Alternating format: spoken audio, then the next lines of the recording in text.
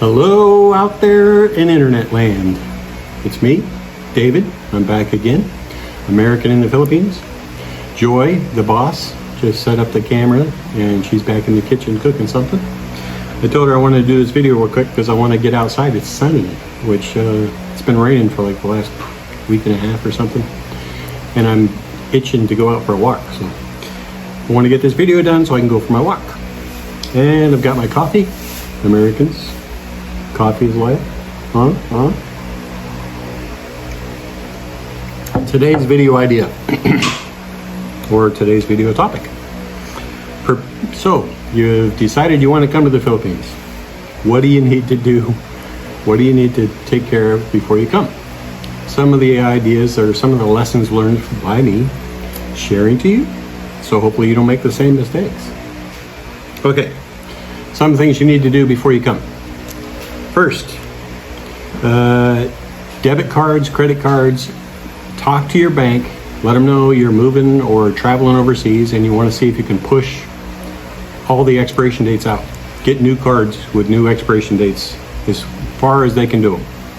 That'll help you out a lot because, as you know from a past video I just did, you have to figure out trying to get the expedited mail over here. It's not easy to figure out. Next, if you can or if you want to, open a Charles Schwab account. So the checking account, debit card that you get has no ATM fees.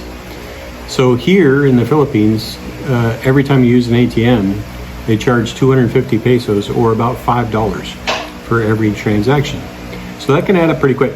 So any account that pays you back, I have USAA also, it's a military bank, and they refund me, but they've dropped theirs down, so it's only up to $10 a month. So it's only 2 transactions here in the Philippines.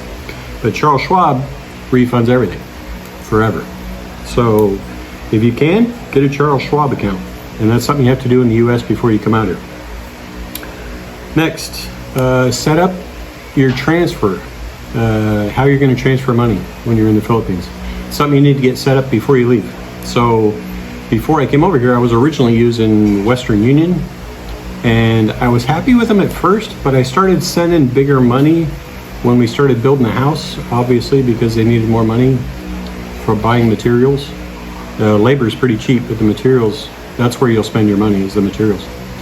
So I started sending bigger money. I kept getting asked questions. They would flag it, they would stop the transaction, they would say I had to call them. I would call. They'd say, are you sure you're not being scammed, taken advantage of? Where are you sending the money? Who are you sending it to?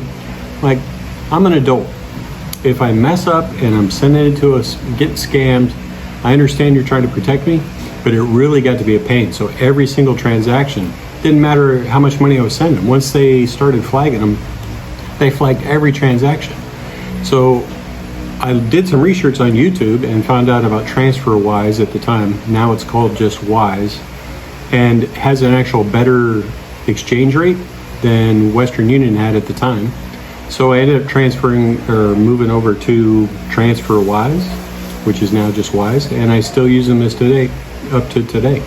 I use them every month to transfer money from my American account to account in the Philippines. And I would suggest you keep your American accounts so they don't have any, it's not FDIC insured here. Your money's not safe here, so if it disappears, and it does happen occasionally where money just disappears, you're not guaranteed it's going to be protected. So definitely want to keep your American bank, but set up your transfer account. You'll hear a lot of people on YouTube talk about having a savings nest egg. My personal opinion, if you have a savings nest egg, that's great for an emergency, medical, something happens, you have to go back to the States. But I also say, if you have a credit card with enough limit. So when I got here, I had a credit card that had, I don't know, $10,000, $12,000 on it, available credit on the credit card. And I used that as my nest egg, and it's been fine. So if I needed to go home and it was an emergency, I could use that credit card. If I had a medical emergency and I went to Asian Hospital up in Mandaluyong, they would take the credit card as a bill payment, which would be fine. So I think one or the other. If you have a savings nest egg, that's great. Or if you have a credit card with high limit, high balance on it, something you can use in case of emergency. Next up, a VPN account. Now, originally when I was setting up my VPN, I thought it was only for like TV things, like if I want to watch a USA show in Netflix, I can switch my TV with my VPN and make my TV think it's in America, and then Netflix shows American. I thought that was the only real reason to use it, but it turns out the longer I've been here, the more I needed it for other things. So I had to do some work in Social Security, my Social Security account, and I found if I use my VPN, it's easier to get in there. Now they've since switched how you access my Social Security account. It goes through a login.gov page, which I don't think needs the VPN, but there's a couple other websites I've found, especially government websites, that I need the VPN, so it makes them think I'm in America. So it does come in handy for other things just besides watching your favorite TV shows.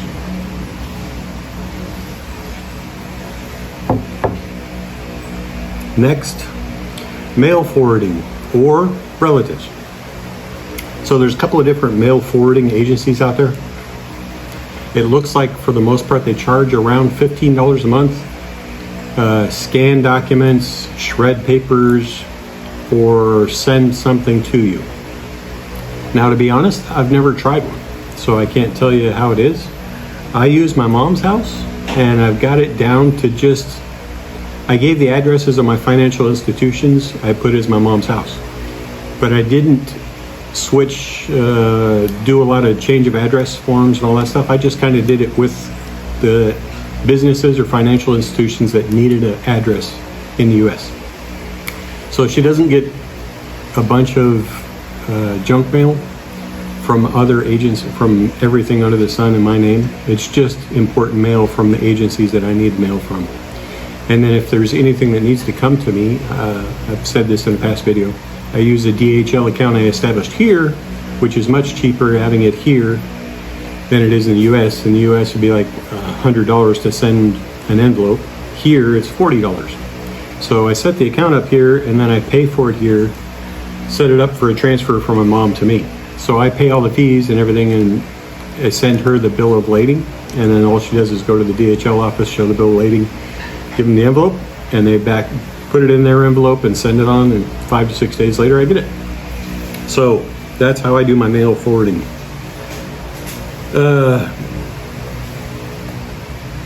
Visits before you move over. Make sure you actually, sorry, I keep looking down at my notes. Make sure you actually do some site surveys, visit out here before you actually come. So I think it's really important to figure out where you want to live. So I didn't really do that. I kind of just came out and moved right to Joy land and house because she had land here. So it made sense. If you've already got land, you can build a house.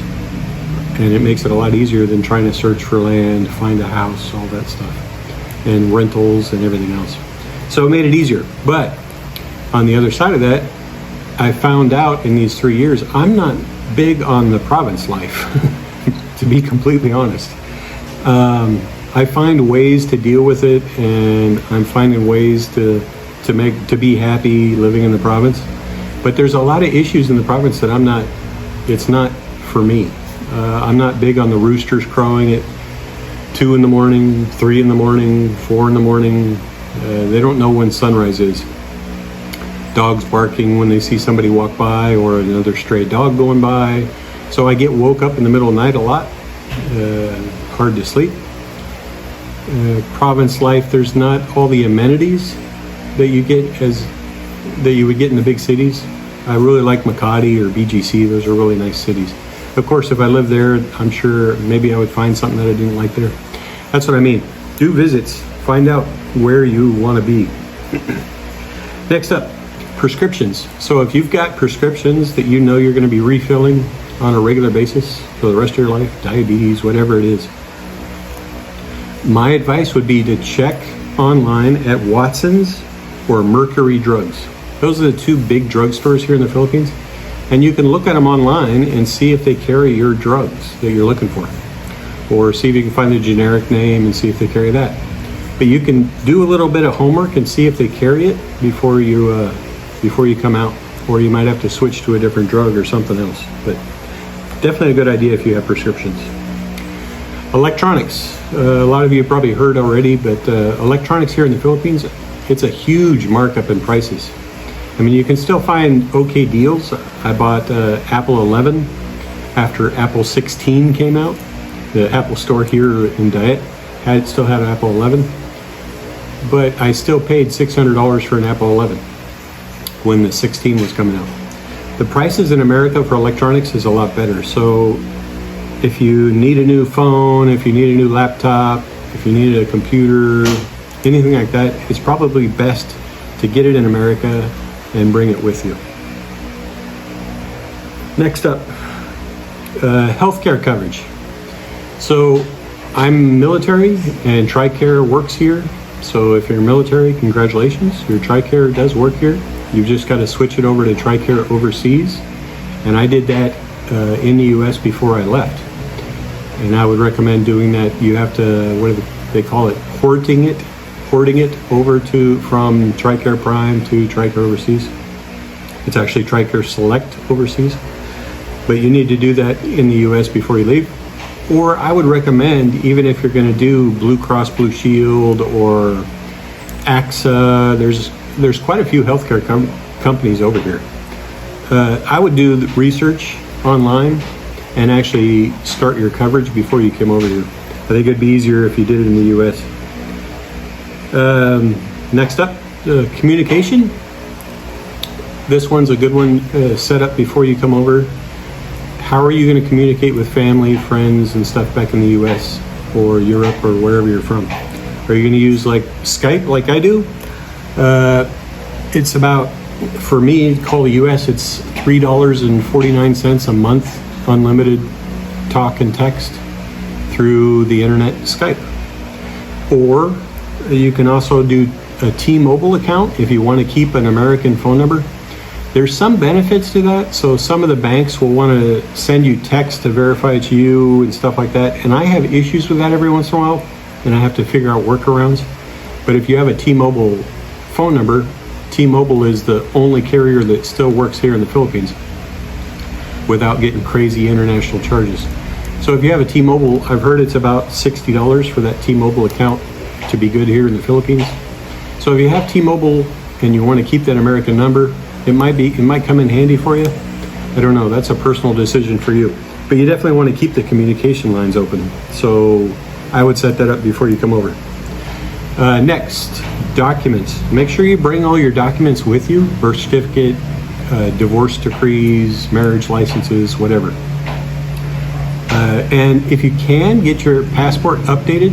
So I know it's good for 10 years, but it's not a bad thing to get it updated before you come. So if you only got a year or 2 years left, they only let you travel within 6 months. You have to have over 6 months left on your passport. So you might get here and then want to make a trip to Malaysia or something else, and then you're having to go to Manila to redo your passport. It takes 2 weeks. You're not going to stay in Manila. You got to come back to wherever you're living, go back up to Manila when they say it's ready. It might not be ready when they get there, blah, blah, blah.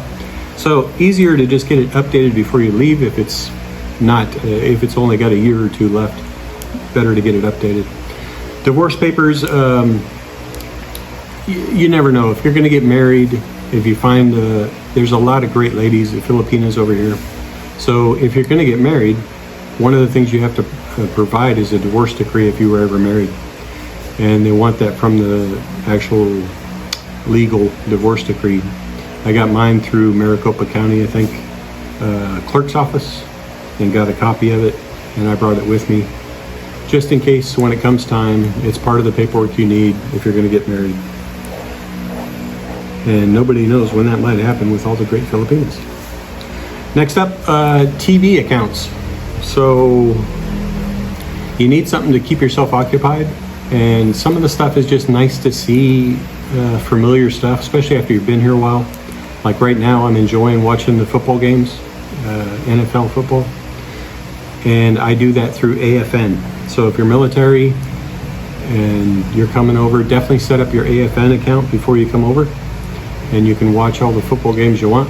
They're oddball times sometimes, like Sunday games I'm watching Monday morning at like 6 in the morning or 9 in the morning, when they're actually happening Sunday night back in the States. But I'm still watching football, and I'm watching it live. It's just a little bit different time zone for me. I also have a Peacock account that I got, and I can use that with my VPN on my TV, so I can watch.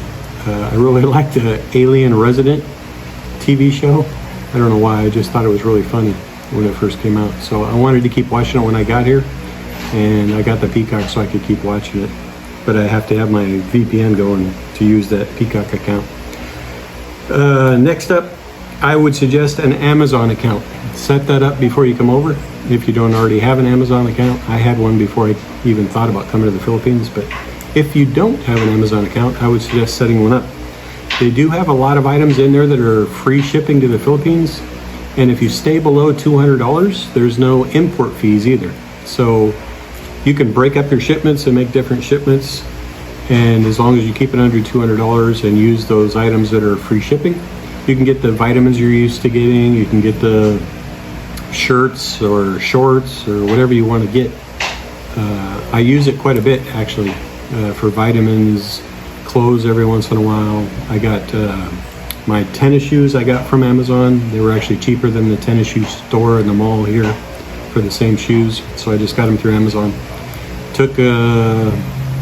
It usually takes about a week or two for me to get them here in the province, but it comes in handy, so it's definitely something you want to have.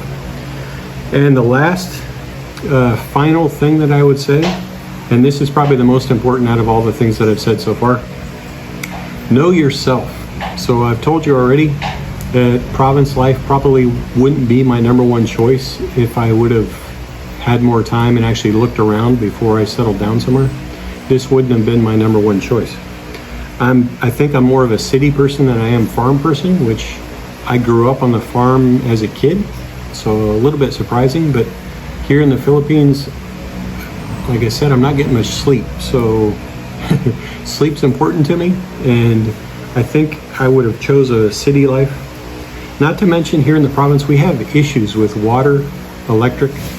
I told you before I've got solar on the house. Well, I got solar because of all they call them brownouts. It's really blackouts.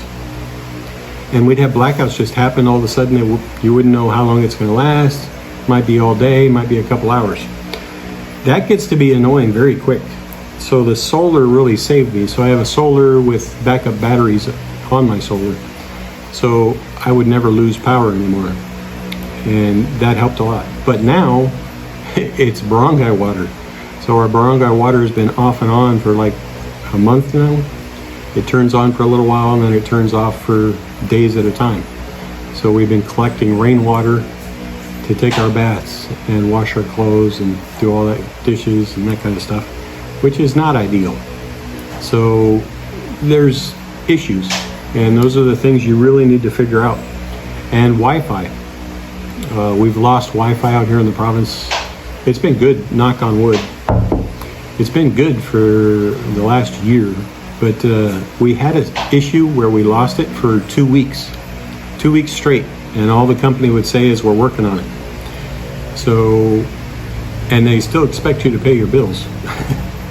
Same with the water. We're still paying for our water even though we're not getting it. But those are some of the things. So the big city, BGC, Makati, you don't have those issues. You're not going to run into, well, you still might have some brownout, but they're going to be advertised and it's not going to be a very long brownout. Or it's going to be some big issue. And a lot of the big buildings have their own generators in Makati and BGC. So not really an issue. And Wi-Fi is not going to be an issue in the big cities, and water won't be a big issue in the big cities, and neither will roosters and barking dogs. Although, depending on where you're at in the big cities, those might still be an issue. Roosters and dogs are all over the place. So that's how you prepare. That's the things that I could think of. So I hope you have a great trip here, and I look forward to seeing you. Please do subscribe. Joy and I would very appreciate your subscription. It is free. Like this video, like all of our videos if you like it, if you're a fan of the work. And I look forward to seeing you again on the next video, whenever the boss says I'm doing another one. And if you have any questions, write a comment down in the comments. Let me know. We'll answer your question. We might even make a video if it's a question that we think is a good idea for a video. Okay, so that's it. Look forward to seeing you guys over here. It really is a great place to live. Good and bad, pros and cons. I would say there's many more pros than there are cons to living anywhere in the Philippines. So, come on over. I look forward to seeing you guys. Have a great day.